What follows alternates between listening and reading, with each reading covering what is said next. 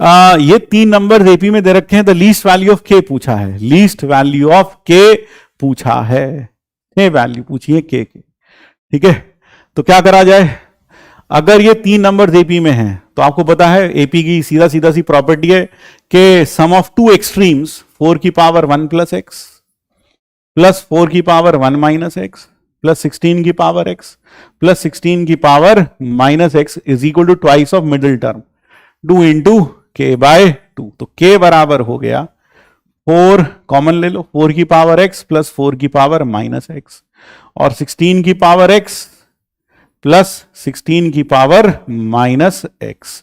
इसको आप लिख सकते हो 4 इंटू 4 की पावर x प्लस 1/4 की पावर x प्लस 16 की पावर x प्लस 1/16 की पावर x, ऐसा लिख सकते हो। अब यहां पर यह भी सवाल एक बेसिक मैथ्स का सवाल बन गया। ठीक है, हाँ, यह भी एक बेसिक मैथ्स का सवाल बन गया। यहां पर क्या हुआ, यहां पर इस केस में आपको मालूम होना चाहिए एक छोटा सा फैक्ट, कॉन्सेप्ट क्या यूज हो रहा था, कॉन्सेप्ट ये यूज हो रहा था कि अगर x एक पॉजिटिव रियल नंबर है, अगर x कोई भी पॉजिटिव रियल नंबर है या a कोई भी पॉजिटिव रियल नंबर है, ऐसे लिख लेते हैं, अगर a कोई भी पॉजिटिव रियल नंबर है तो a प्लस 1/a हमेशा 2 से बड़ा होगा। और इक्वालिटी कब होल्ड करती है, इक्वालिटी होल्ड्स एट a बराबर 1, इक्वालिटी होल्ड्स एट a बराबर 1। ठीक है ना, हाँ, इक्वालिटी कब होल्ड करती है, एट a इक्वल टू 1। तो यहां पर ये a और ये 1/a और 4 की पावर x हमेशा पॉजिटिव नंबर है, ये हमेशा 2 से बड़ा होगा। यह भी a की पावर x प्लस 16 की पावर x पॉजिटिव नंबर, 1/16 की पावर x, मतलब a जो है यहां पर a का रोल कौन प्ले कर रहा है, 16 की पावर x। 16 की पावर x हमेशा कैसा आंसर होगा, पॉजिटिव नंबर होगा।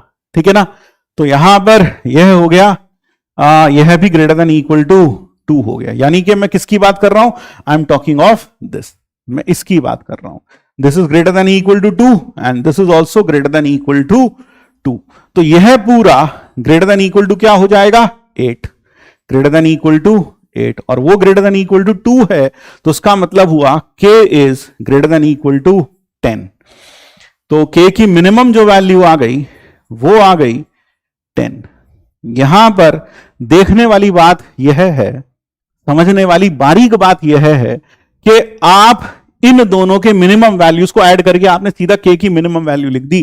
क्या ऐसा हर बार कर पाएंगे, नहीं, ऐसा हर बार नहीं कर पाएंगे। क्यों, क्योंकि यहां ऐसा क्यों कर पाए, क्योंकि यहां पर जो ये वैल्यू 2 आएगी तब आएगी जब 4 की पावर x 1 होगा। 4 की पावर x कितना होगा, इक्वालिटी मैंने बताई थी कब होल्ड करती है, जब a बराबर 1 हो। तो 4 की पावर x बराबर 1 होगा, और इसकी मिनिमम कब आएगी, जब 16 की पावर x बराबर 1 होगा। यह दोनों के दोनों ही काम x बराबर 0 पर एक साथ हो जाते हैं, यानी x बराबर 0 पर यह दोनों अपनी मिनिमम वैल्यू अटेन कर लेते हैं। इस कारण से दोनों की मिनिमम वैल्यू एक साथ हम अटेन करेंगे, इसलिए हम पूरी की मिनिमम वैल्यू के लिए दोनों की वैल्यूज को क्या कर सकते हैं, ऐड कर सकते हैं, दोनों की वैल्यूज को ऐड कर सकते हैं। बात समझ में आ गई, यह बात क्लियर हो गई।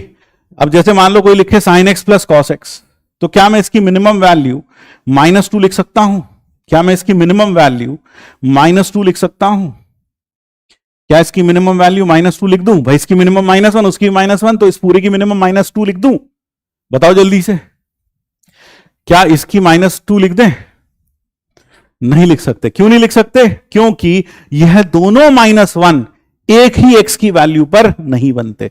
यह -1 बनेगा मान लो 3π/2 पर, लेकिन यह -1 बनेगा पाई पर, तो कोई भी ऐसा कॉमन x नहीं जिस पर ये दोनों एक साथ -1 बने, इसलिए इस पूरे एक्सप्रेशन की मिनिमम वैल्यू -2 नहीं हो सकती। Therefore this is wrong. तो बात समझ में यहां क्यों ऐड कर पाए, क्योंकि ये दोनों की दोनों अपनी मिनिमम वैल्यू एक ही वैल्यू ऑफ x पर अटेन कर रहे हैं।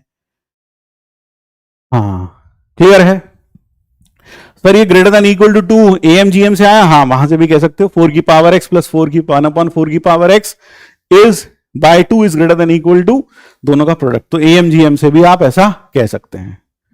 ठीक है, ये बात क्लियर है, हाँ सर यह क्लियर हो गया। फिर इसके बाद